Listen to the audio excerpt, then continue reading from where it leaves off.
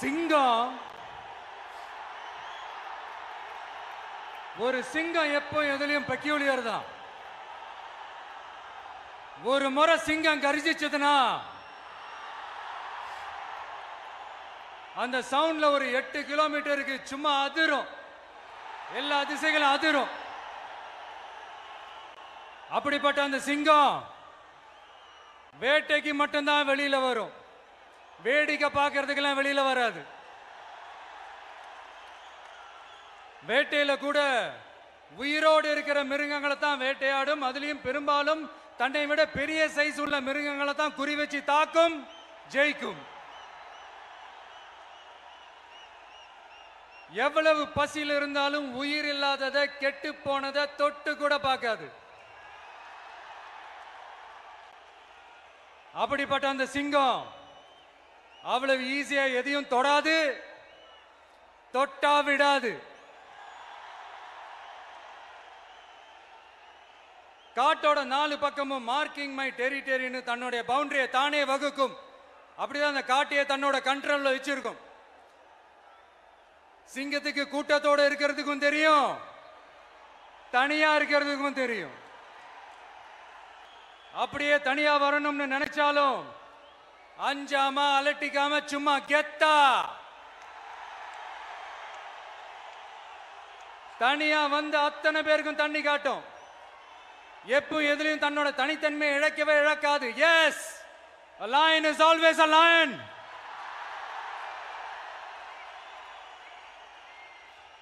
There are so many jackals and other animals in the forest, but there will be only one lion. And even if it is single, it will be the king of jungle. It is not only a description but also a clear declaration. சிங்கத்தை பத்தி பேசிட்டு நம்ம சிங்க குட்டிகளையும் சிங்க பெண்களையும் பத்தி நம்ம பேசாம இருக்க முடியுமா? அவங்களை எப்படி நான் மறப்பேன்? அவங்க தான் என்னுடைய உயிராச்சே. என் நெஞ்சில் குடியிருக்கும்.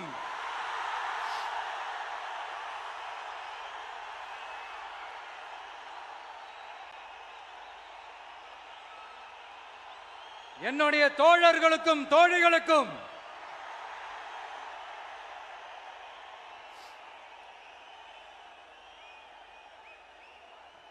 நேர்ல வர முடியாத சூழல்ல வீட்டில் இருந்துகிட்டே நம்மளோட இந்த மாநாட்டில் நேரலை வாயிலாக கலந்துகிட்டு இருக்கிற என்னுடைய அம்மாக்கள், அக்கா தங்கைகள், அண்ணன் தம்பிகள், நண்பர்கள் அனைவருக்கும் என்னோட உயிர் வணக்கம். என்னோட உயிர் வணக்கம். என்னோட உயிர் வணக்கம்.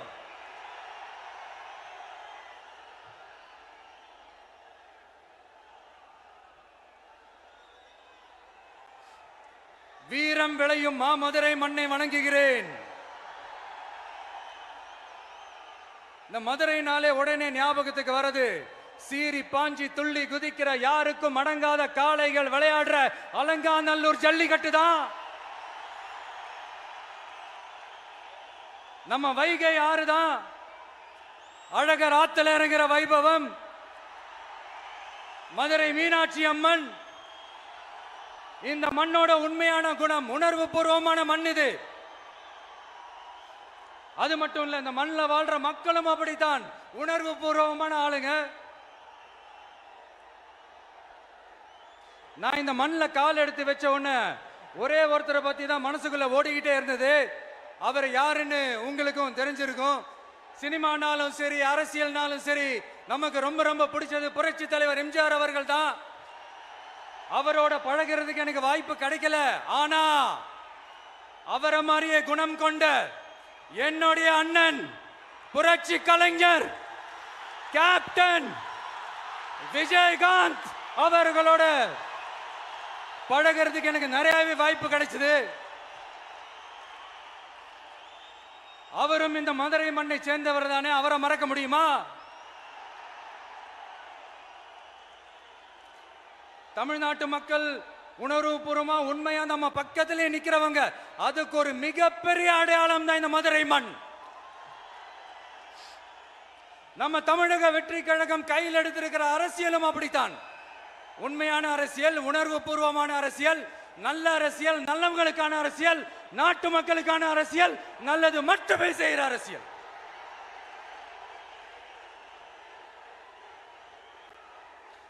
இதோ நம்மளுடைய இந்த இரண்டாவது மாநில மாநாடு வாகை சூடும் வரலாறு திரும்புகிறது.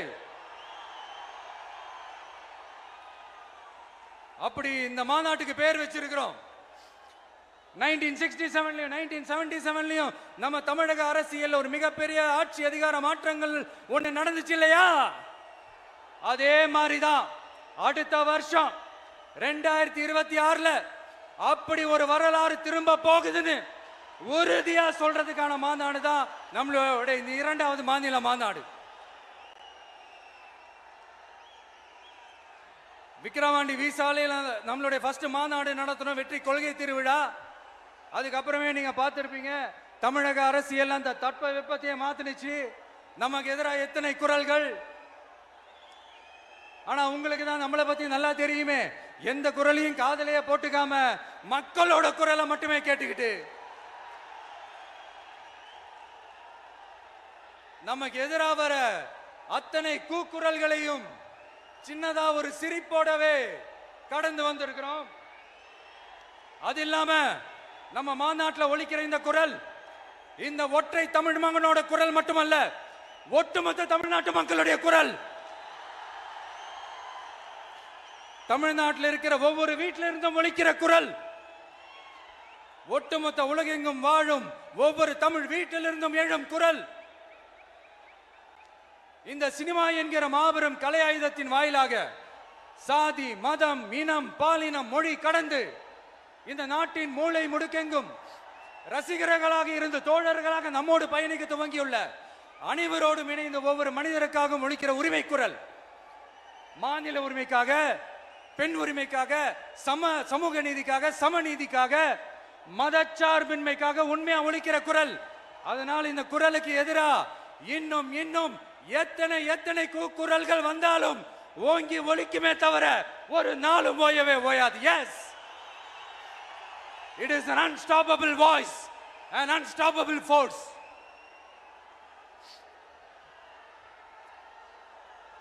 நம்ம அரசியலுக்கு வர்றதுக்கு முன்னாடி அட இவரெல்லாம் வர மாட்டாரியா, அவரே வரல, இவரே வரல, இவருங்க வர போறாரு அப்படின்ட்டு நிறைய பேர் ஜோசியம் சொன்னாங்க. அப்புறம் நம்ம கட்சியினுடைய பேர் அறிவிச்சதுக்கு அப்புறம் பேரு தானே அறிவிச்சிருக்கிறாரு, மக்கள் கிட்ட பேர் வாங்கணும்ல, அதெல்லாம் முடியாதுன்னாங்க.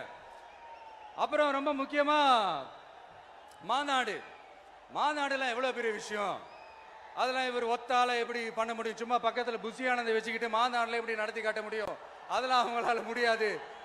அப்புறம் மழை பெஞ்சு எல்லாத்தையும் எடுத்துரும். ஏன் என் கூட இருக்கிறவங்களே கூட தான் சொன்னாங்க. அதுக்கப்புறம் என்ன நடந்துச்சுன்னு உங்க எல்லாருக்குமே தெரியும். இப்ப புதுசா ஒண்ணு சொல்ல ஆரம்பிச்சிருக்கிறாங்க. அது என்னடானா, ஆட்சியை பிடிக்கிறதெல்லாம் அவ்வளவு ஈஸி இல்லை இல்லையா. இப்ப அதெல்லாம் விட்டாங்க, இப்ப இங்க வந்துட்டாங்க. இவர் நேரா ஷூட்டிங்ல இருந்து வருவாராம், வந்து ஆட்சியை பிடிப்பாராம். அது எப்படி இவராலே முடியும், அவராலேயே முடியல, இவராலேயே முடியல, அவருக்கு அத்தனை வருஷம் ஆச்சு, இவராலே எப்படி முடியும் ஒரு பக்கம்.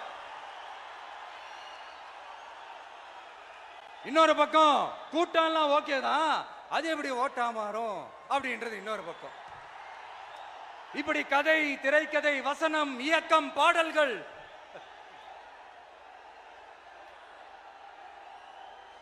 அதனால இந்த அரசியல் ஆய்வாளர்களுக்கு நான் சொல்றதெல்லாம் ஒன்னேதான், நல்லா கேட்டுக்கங்க. இந்த விஜய் ஏதோ இந்த பல லட்சம் பேர் கூடுற கூட்டத்தில் மட்டுமே இருக்கிறாரு அப்படின்னு மட்டும் தப்பு கணக்கு போட்டாதீங்க. ஏன்னா நம்மளுடைய இந்த கூட்டம் வெறும் ஓட்டா மட்டும் இல்லைங்க, வரப்போற தேர்தலில் மக்கள் விரோத ஆட்சியாளர்களுக்கு நாம வைக்க போற வேட்டா, நம்மளை கோட்டைக்கு அனுப்ப போற ரூட்டா இருக்க போதுன்னு சீக்கிரமாவே தெரிஞ்சுப்பீங்க. ஏன்னா கோடிக்கணக்கானவங்களோட ஹார்ட்லயும் வீட்லயும் ஏற்கனவே ஆல்ரெடி உயிரா, உணர்வா, உறவா இருக்கிறோம். நம்மளுடைய கனெக்ட் எல்லாம் வெறும் மக்களோட மட்டும்தான். நாம யாருன்னு அவங்களுக்கு தெரியும், அவங்க யாருன்னு நமக்கு தெரியும். நாமளும் நம்ம மக்களும் எப்படி இருக்கிறோம்னு எதிரிங்களுக்கு நல்லாவே தெரியும். இருந்தாலும் இந்த விஜய் எதுக்குப்பா வந்திருக்கிறாரு, இவர் என்ன புதுசா என்ன திட்டம்லாம் சொல்லிட்டாரு அப்படின்னு வேற நிறைய கேள்விகள். இந்த சொல்றேன் தெரிஞ்சுக்கங்க. பெண் குழந்தைகள், பெண்கள் மற்றும் வயசானவங்களோட பாதுகாப்புல தான் நம்ம பிரையாரிட்டியே. அடுத்து இளைஞர்கள், உழவர்கள், உழைப்பாளர்கள், நெசவாளர்கள், மீனவர்கள், ஆதரவற்ற முதியோர்கள், மாற்றுத்திறனாளிகள், மூன்றாம் பால் இனத்தவர்கள்னு இன்னும் இங்க யாருக்கெல்லாம் கவர்மெண்டோட ஒரு ஸ்பெஷல் அட்டென்ஷன் தேவையோ அவங்க எல்லாருக்குமான ஒரு கவர்மெண்ட் அமைக்கிறது தான் நம்ம இலக்கே. நான் ஏற்கனவே சொன்னதை தான் நான் திரும்பவும் சொல்றேன். நம்மளுடைய இந்த தமிழக வெற்றி கழகம் ஏதோ அரசியல் ஆதாயத்துக்காக தொடங்கப்பட்ட கட்சியெல்லாம் கிடையாதுங்க. கொள்கை கோட்பாடுகளோடு தந்தை பெரியார், பெருந்தலைவர் காமராஜர், அண்ணல் அம்பேத்கர், வீரமங்க வேலு நாச்சியார், மக்கள் சேவகர் அஞ்சலை அம்மாள்,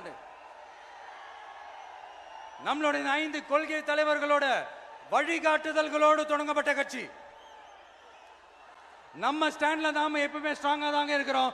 அதுல எந்த மாற்றத்துக்கோ எந்த சமரசத்துக்கோ துளி கூட இடமில்லை.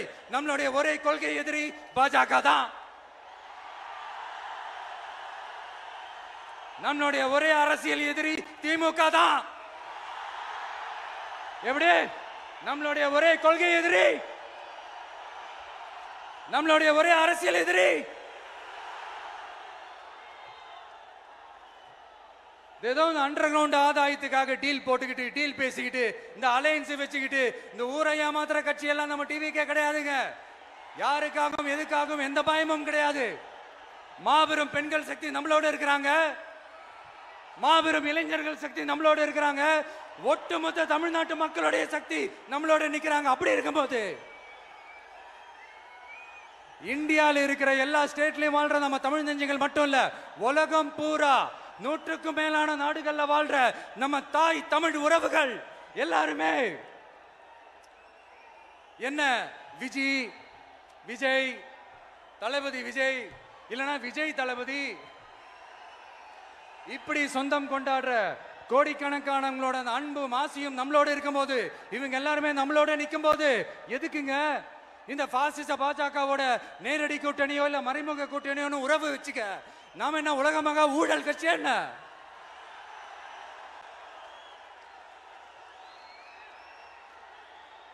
நம்மளை பத்தி சின்னதா ஒரு உண்மை ஒண்ணு சொல்லலாமா? என்னடா இவர் வாயால இப்படி சொல்றாருன்ட்டு யாரும் தவறா நினைச்சுக்க வேணாம். ஏன்னா இது ஒரு விதத்துல ஒரு ஃபேக்டும் கூட. அதனாலதான் நான் சொல்லணும்னு ஆசைப்படுறேன். நம்ம யார் தெரியும்ல? நாம எல்லாருமே சொல்றேன். நாம யார் தெரியும்ல? இந்தியாவின் மாபெரும் மக்கள் சக்தி கொண்ட ஒரு மகத்தான வெகுஜன மக்கள் படை.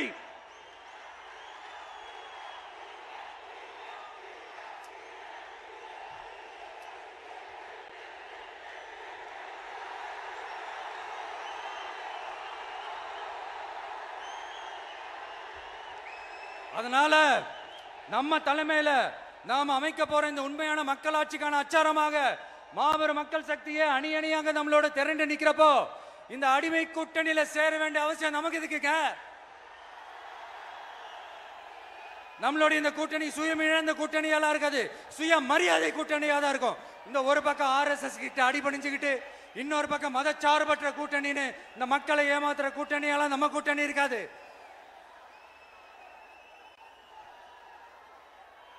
நான் இப்பவும் சொல்றேன், நம்மளை நம்பி வர்றவங்களுக்கு ஆட்சியிலும் அதிகாரத்திலும் உறுதியாக பங்களிப்பு செய்யப்படும். உடனே இந்த கேள்விகள்லாம் வரும். அப்ப யாரு கூட்டணி, யாரு வரா, யாரு போறா, இந்த கேள்விகள்லாம் வரும். இந்த கேள்விகளுக்கெல்லாம் ஒரே ஒரு பதில் தான், சஸ்பென்ஸ்ல சஞ்சாரம் செய்யுங்க. ஆனா ஒண்ணு, 2026ல 2 பேருக்கு நடுவுல தான் போட்டியே. ஒன்னு TVK, இன்னொன்னு DMK. இந்த போட்டி எப்படி இருக்க போதுன்னா, இந்த அலையன்ஸை வச்சு எப்படியாவது நம்ம தப்பிச்சிடலாம். என்ன இந்த பழைய இந்த மேத்தமேட்டிக்ஸ் அரித்மேட்டிக்ஸ் இதெல்லாம் வச்சு எப்படியாவது நம்ம தப்பிச்சிடலாம் அப்படின்னு நினைக்கிறவங்களோட அந்த கனவு ஒரு நாளும் மைப்படாது. சரி, இப்ப நம்ம வேற ஒரு ஏரியாவுக்கு ஒண்ணு வருவோம். எதிர்காலம் வரும், என் கடமை வரும், இந்த கூட்டத்தின் ஆட்டத்தை ஒழிப்பேன்.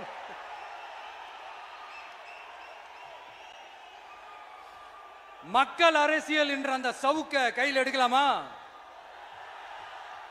யாருக்கு எதிரான தானே கேக்குறீங்க? வேற யாரு? மறைமுக உறவுக்காரர்களான பாசிச பாஜகவும் பாய்சன் திமுகவும் தான். மாண்புமிகு பிரதமர் நரேந்திர மோடிஜி அவர்களே, 3வது முறையா ஒன்றியத்தோட ஆட்சி அதிகாரத்தை நீங்க தானே கையில் வச்சிருக்கிறீங்க. இல்ல நாங்க தெரியாம தான் கேட்கிறோம். நீங்க ஆட்சிக்கு வந்தது ஒட்டுமொத்த மக்களுக்கும் நல்லது செய்யவா, இல்ல நம்மளுடைய இந்த இஸ்லாமிய நண்பர்களுக்கும் இஸ்லாமிய தோழர்களுக்கும் எதிராக சதி செய்யவா? மக்களுக்கு உங்ககிட்ட கேட்கறதுக்குன்னு ஏராளமான கேள்விகள் இருக்குது. அதனால அவங்க சார்பா அவங்கள ஒருத்தனா அவங்களோட ஒரு உண்மையான ஒரு பிரதிநிதியா உங்ககிட்ட சில கேள்விகள் கேட்கணும். மிஸ்டர் பிரைம் மினிஸ்டர் அவர்களே, நம்ம தமிழ்நாட்டு மீனவர்கள் கிட்டத்தட்ட ஒரு 800 பேருக்கு மேல இலங்கை கடற்படையால தாக்கி அழிக்கப்பட்டிருக்கிறாங்க. அதை கண்டிக்கிறதுக்காக உங்களை பெருசா எதுவும் செய்ய சொல்லல, சின்னதா ஒண்ணே ஒண்ணு மட்டும் செஞ்சு கொடுங்க. இனிமேலாச்சும் எங்களுடைய மீனவர்கள் பாதுகாப்பா இருக்கிறதுக்காக இந்த கச்சத்தீவை இலங்கை கிட்ட இருந்து மீட்டு கொடுத்துருங்க, அது போதும். உங்களுடைய இந்த முரட்டு பிடிவாதத்தால நீங்க நடத்துற இந்த நீட்டு தேர்வு, அதனால இங்க என்னென்ன நடக்குதுன்னு சொல்றதுக்கே மனசு வலிக்குது. அதனால அந்த நீட்டு தேர்வு தேவையில்லைன்னு அறிவிச்சிருங்க, அது போதும். செய்வீர்களா திரு நரேந்திரபாய் தாமோதர் மோடிஜி அவர்களே? எங்களுக்கு என்னென்ன தேவையோ என்னென்ன நல்லதோ அதெல்லாம் செய்ய மாட்டேங்கிறீங்க. ஆனா ஆட்சி அதிகாரத்தை மட்டும் கையில வச்சுக்கிட்டு மக்களை ஏமாத்த நேரடியாக ஒரு பாசிச பாஜக அடிமை கூட்டணி ஒண்ணு. அடுத்து உங்களோட இந்த மைனாரிட்டி ஆட்சியை ஓட்டுறதுக்காக மறைமுகமாக RSS அடிமை குடும்பம்னு இன்னொரு கூட்டணி. இப்படி மக்கள் சக்தியே இல்லாத இந்த ஊழல் கட்சிகளை மிரட்டி அடிபணிய வச்சு 2029 வரைக்கும் சொகுசு பயணம் போயிடலாம்னு திட்டம் தீட்டி வச்சிருக்கிறீங்க. அதானே ஜி? என்ன ஜி? ஒண்ணு மட்டும் சொல்றேன், தெரிஞ்சுக்கங்க. என்னதான் நீங்க இந்த நேரடி மறைமுக கூட்டணி குட்டிகரணம் போட்டாலும் தாமரை இலையில தண்ணியே ஒட்டாது. தமிழக மக்கள் மட்டும் எப்படி ஒட்டுவாங்க?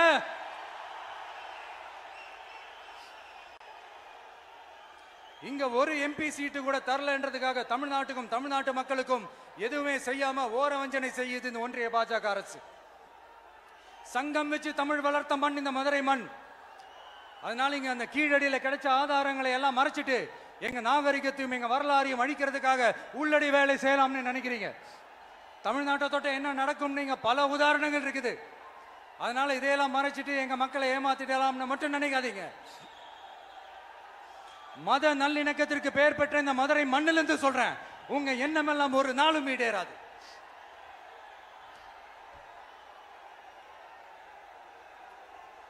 எம்ஜிஆர்னா யார் தெரியும்ல? அவர் மாஸ்னா என்னன்னு தெரியும்ல?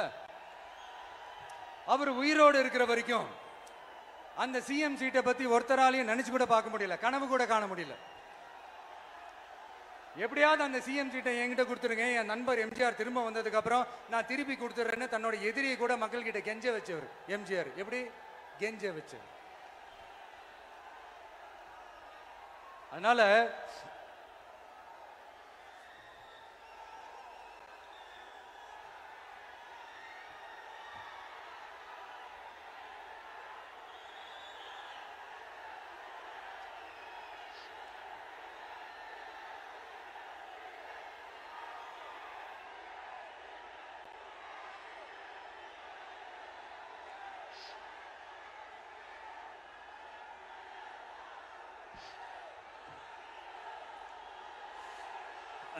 ஆனா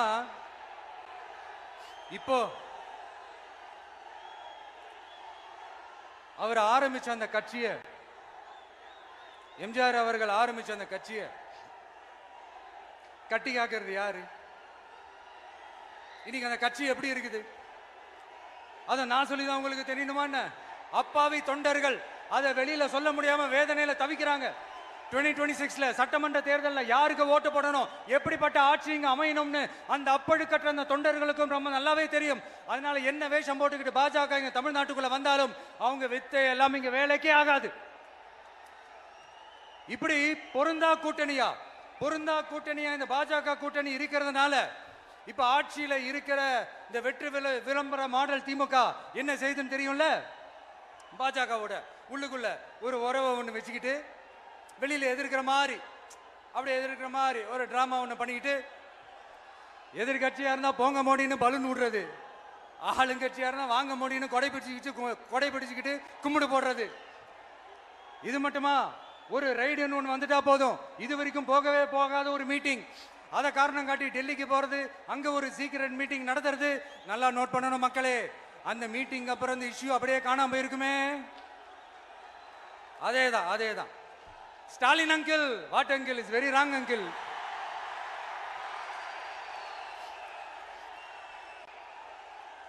இப்படி தமிழ்நாட்டில் இப்ப நடக்கிற இந்த ஆட்சியினுடைய லட்சணத்தை பார்த்துக்கிட்டு நாம எப்படி சும்மா இருக்க முடியும்? ஒரு தவறு செய்தால், அதை தெரிந்து செய்தால், அவர் கபட நாடக மு.க. ஸ்டாலின் அங்கிளாகவே இருந்தாலும், அங்கிள் உங்களுக்கு மனசாட்சின்னு ஒன்று இருந்துச்சுன்னா நாங்க கேட்கிற கேள்விகளுக்கு மட்டும் கொஞ்சம் பதில் சொல்லுங்க அங்கிள். நீங்க நடத்துற இந்த ஆட்சியில நேர்மை இருக்கா? நியாயம் இருக்கா? ஊழல் இல்லாம இருக்கா? சட்டம் ஒழுங்கு சரியா இருக்கா? பெண்களுக்கு பாதுகாப்பு இருக்கா? பொதுமக்களுக்கு பாதுகாப்பு இருக்கா? இயற்கை வளங்களுக்கு பாதுகாப்பு இருக்கா? சொல்லுங்க மை டியர் அங்கிள், சொல்லுங்க. டாஸ்மாக்ல மட்டுமே இது வரைக்கும் 1000 கோடிக்கு மேல ஊழல்னு சொல்றாங்க. அதுல மட்டுமா தப்பு நடக்குது? வேற எதுல தான் நடக்கல? உலகத்திலே மிஸ்டர் கிளீன் ரெக்கார்ட்ஸ் எல்லாம் உங்களுக்கும் உங்க கூட இருக்கிறவங்களுக்கும் மட்டும்தான் அங்கிள் கொடுக்கணும். இதை பார்த்து வாயே இல்லாத ஊரு கூட வயிறு வலிக்கு சிரிக்குது. பெண்களுக்கு 1000 ரூபாய் கொடுத்துட்டீங்கன்னா போதுமா அங்கிள்? அப்படியே அது மூடி மறைச்சிடலான்னு பாக்குறீங்களா? படிக்கிற இடத்துல, வேலைக்கு போற இடத்துல, வெளியில போற இடத்துலன்னு அவங்களுக்கு பாதுகாப்பே இல்லைன்னு ஒட்டுமொத்த பெண்களும் கதறாங்க. அந்த கதறல் சத்தம் ஏதாவது உங்க காதுல கேக்குதா அங்கிள்? இதுல வேற உங்க அப்பான்னு கூப்பிடுறாங்கன்னு வேற சொல்றீங்க. What is this uncle? Is very very wrong uncle, is very very wrong. பெண்களுக்கு மட்டுமா பொய் வாக்குறுதி கொடுத்து ஏமாத்துறீங்க?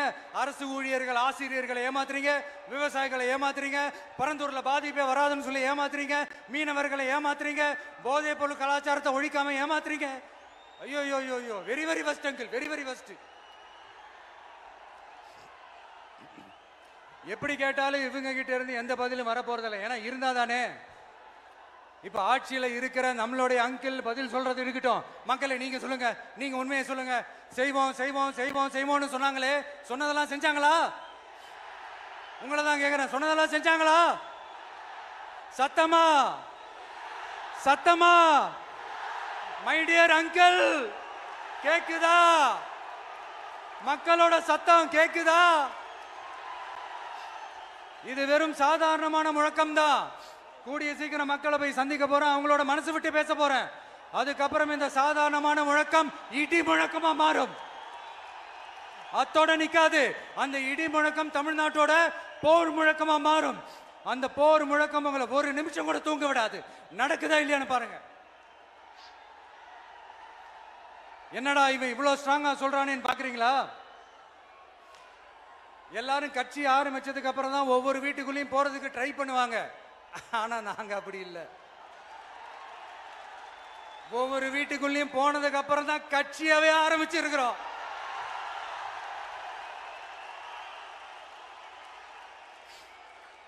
அதனால ஒட்டுமொத்தமா எல்லாருமா சேர்ந்து இந்த திமுக ஆட்சிய, கபட நாடக திமுக ஆட்சிய 2026 தேர்தலில் வீட்டுக்கு அனுப்புறோம்.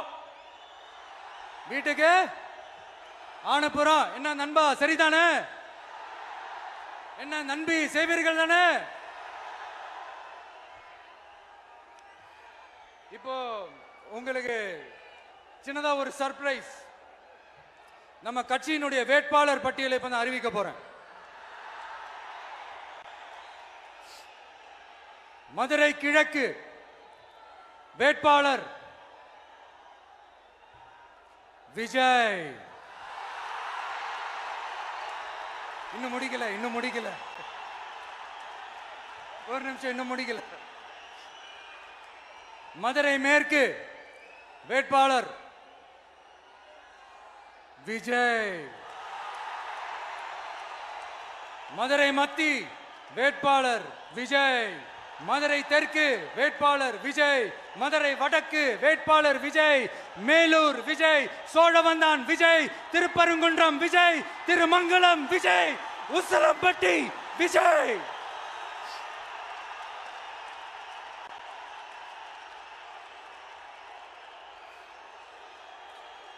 என்னடா எல்லா தொகுதியிலையும் ஒரே வேட்பாளர்னு பாக்குறீங்களா? 234 தொகுதியிலையும் இந்த விஜய் தான், அதாவது உங்க விஜய் தான் உங்க சின்னம். இன்னும் சிம்பிளா சொல்லணும்னா உங்க வீட்டில் இருக்கிற ஒருத்தர் தான் வேட்பாளரா நிக்க போறாங்க. அந்த வேட்பாளரும் நானும் வேறு வேறு இல்லை. நீங்க அவருக்கு ஓட்டு போட்டீங்கன்னா எனக்கு ஓட்டு போட்ட மாதிரி, இந்த முகத்துக்காக நீங்க ஓட்டு போட்டீங்கன்னா உங்க வீட்டில் இருக்கிற உங்களுடைய வேட்பாளர் ஜெயிச்ச மாதிரி. என்னடா இவர் ஏதோ ஓவரா சொல்றாருன்னு நினைக்க வேணாம். பிராக்டிக்கலா அப்படிதான் இருக்கும், அப்படிதான் இருக்கணும்.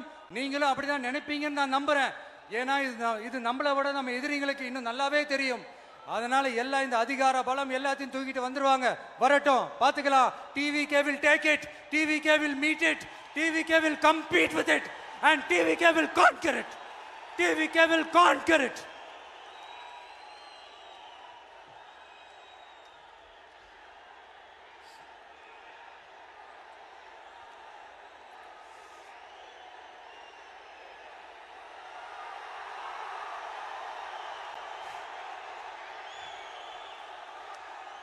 இந்த நேரத்தில் நம்ம மனசுல இருக்கிறத மக்கள் கிட்ட சொல்லி ஆகணும்.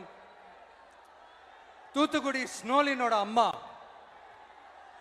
என்ன அவங்களோட தம்பி, இன்னும் அவங்க பொண்ணுக்கு நான் தாய் மாமன்னு சொன்னாங்க. அந்த அக்காவோட குழந்தைங்க மட்டும் இல்லைங்க, என்ன அண்ணனா தம்பியா நினைக்கிற தமிழ்நாட்டில் இருக்கிற என்னோட எல்லா சகோதரிகளின் குழந்தைகளுக்கும் நான் இன்னைக்கு மட்டும் இல்ல, என்னைக்குமே ஒரு தாய் மாமனா தான் இருப்பேன்.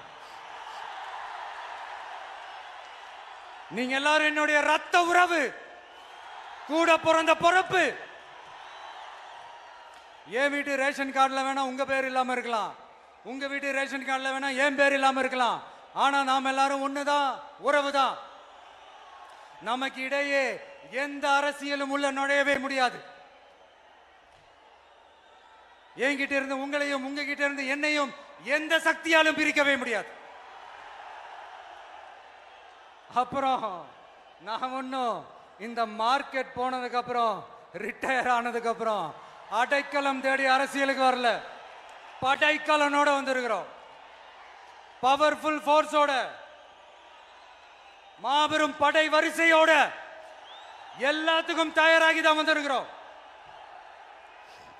இவ்வளவு தயாரா நாம அரசியலுக்கு வர்றதுக்கு ரொம்ப ரொம்ப முக்கிய காரணம் ஒண்ணு இருக்கு. அது என்ன தெரியுமா? நன்றி கடன், நன்றி கடன், நன்றி கடன்.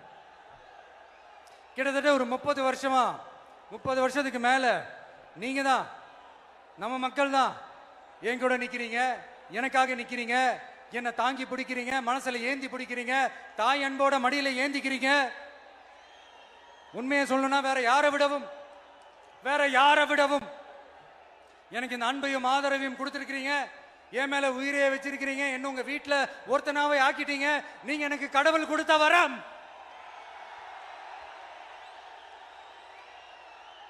உலகம் பூரா நமக்காக நம்ம கூட நிக்கிற நம்ம மக்களை நான் எப்படி மறப்பேன்? நான் என் லைஃப்ல ரொம்ப உயிரா நினைக்கிறதே பெண்களை, குழந்தைங்களை, இளைஞர்களை, உழைக்கிற மக்களை தான். இவங்க தான் நம்மளோட வகைரா. இதை பார்த்துதான் நம்மளோட எதிரிகளுக்கு பத்தி எரியுது. அதுக்காக நாம என்ன செய்ய முடியும்? அதனால நம்ம உறவுகளை, சொந்தத்தை, வகைராவை யாருக்காகவும் எதுக்காகவும் விட்டு கொடுக்க முடியாது இல்லையா? Here at this moment among this August gathering, I want to open my heart and say I enjoy people, I respect people, I worship people.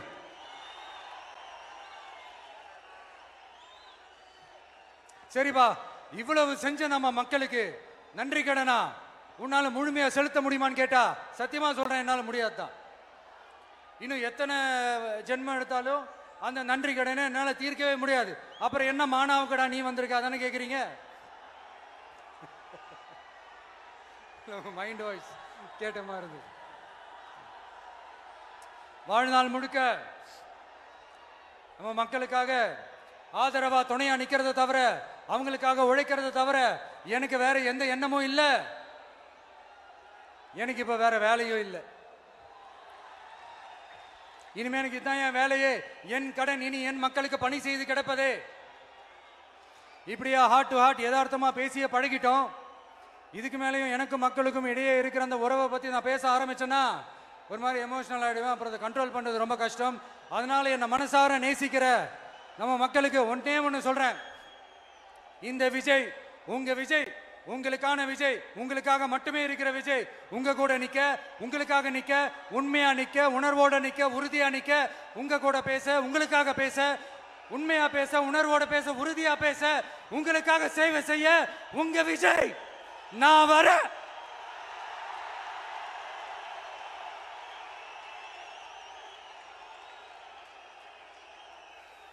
சொல்லல முக்கியம், செயல் செயல் செயல் தான் முக்கியம். செய்கை தான் சும்மா சிறப்பா இருக்கணும். நான் ஆட்சிக்கு வந்தேன்னா சும்மா அது செய்வேன், இது செய்வேன், நல்லது செய்வேன், உருட்டுவேன், புரட்டுவேன், அதெல்லாம் கிடையாது. செய்யறதுக்கு, நல்லது செய்யறதுக்கு, நல்லது செய்யறதுக்கு மட்டும்தான் இந்த விஜய். அப்புறம் ஒரு அரசியல் தலைவன் அவன் சினிமாக்காரனா, நல்லவனா, கெட்டவனா, இதெல்லாம் தாண்டி அவன் உண்மையானவனா, அதுதான் ரொம்ப ரொம்ப முக்கியம். இது சம்பந்தமா ஒரு குட்டி கதை ஒன்று சொல்றேன். ஒரு நாட்டில் ஒரு ராஜா தனக்கு பக்கபலமா இருக்கிறதுக்காக, கூட துணையா இருக்கிறதுக்காக ஒரு தளபதியை தேடுறாரு. சரியான தகுதிகளோட ஒரு 10 பேர் செலக்ட் ஆகுறாங்க. ஆனா அதுல ஒருத்தர் மட்டும் தான் செலக்ட் பண்ணணும். அதனால அந்த ராஜா என்ன பண்றாருன்னா ஒரு டெஸ்ட் வைக்கிறாரு. அந்த 10 பேர் கையிலையும் விதை நெல்லை கொடுத்து இதை நல்லா வளர்த்து கொண்டு வாங்க, ஒரு 3 மாசம் கழிச்சு வாங்கன்னு சொல்லி அனுப்பி வச்சிடுறாரு. 3 மாசம் கழிச்சு வரும்போது அதுல ஒருத்தர் ஆளு உயரத்துக்கு வளர்த்திருந்தாரு, ஒருத்தர் தோல் உயரத்துக்கு வளர்த்திருந்தாரு. அதுல ஒரு 9 பேரும் நல்லா வளர்த்து கொண்டு வந்திருந்தாங்க. ஒருத்தர் மட்டும் வெறும் தொட்டியோடவே வந்தாரு. என்னன்னு கேட்டதுக்கு, நானும் தண்ணி ஊத்தி ஊத்தி பாக்குறேன், உரம் வச்சு வச்சு பாக்குறேன், வளரவே மாட்டேங்குது ராஜா, என்ன பண்றதுன்னு தெரியலன்னு சொன்னதுக்கு ராஜா அவரை கட்டி அணைச்சிக்கிட்டு, இனிமே நீதான் என்னுடைய தளபதி, எல்லா அதிகாரமும் உனக்கு தான் சொன்னாரு. ஏன்னா அந்த 10 பேர் கையிலையும் ராஜா கொடுத்தது அவித்த விதை நெல், அது முளைக்கவே முளைக்காது. அந்த 9 திருட்டு பயலும் என்ன பண்ணிருக்காங்கன்னா வேற விதை நெல்ல வாங்கி அதை வளர்த்துட்டு ராஜாவையும் மக்களையும் ஏமாத்திருக்கிறாங்க. ஆனா இவர் மட்டும் உண்மையை போட்டு உடைச்சிட்டார். அதனால ஒரு நாட்டுக்கு திறமை எந்த அளவுக்கு முக்கியமோ அந்த அளவுக்கு உண்மையும் நேர்மையும் முக்கியம். இப்போ நீங்க எல்லாரும் தான் அந்த ராஜா. நீங்க தேர்ந்தெடுக்க போற அந்த தளபதி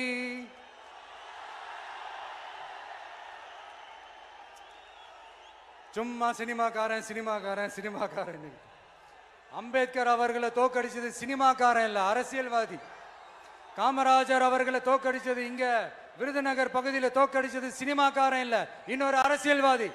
இன்னைக்கும் நம்ம கூட வாழ்ந்துட்டு இருக்கிற நல்ல கண்ணு ஐயாவை தோக்கடிச்சது சினிமாக்காரன் இல்ல, அரசியல்வாதி. இப்படிப்பட்ட நல்ல நல்ல தலைவர்களை எதிர்த்து நின்று தோக்கடிக்கணும்னு அந்த எண்ணத்தை உருவாக்குனது சினிமாக்காரன் இல்ல, அரசியல்வாதி. அதனால எல்லா அரசியல்வாதியும் அறிவாளியும் கிடையாது, எல்லா சினிமாக்காரனும் முட்டாளும் கிடையாது. கான்பிடண்டா இருங்க, நல்லதே நடக்கும், வெற்றி நிச்சயம். மீண்டும் சந்திக்கும் வரை நன்றி, வணக்கம்.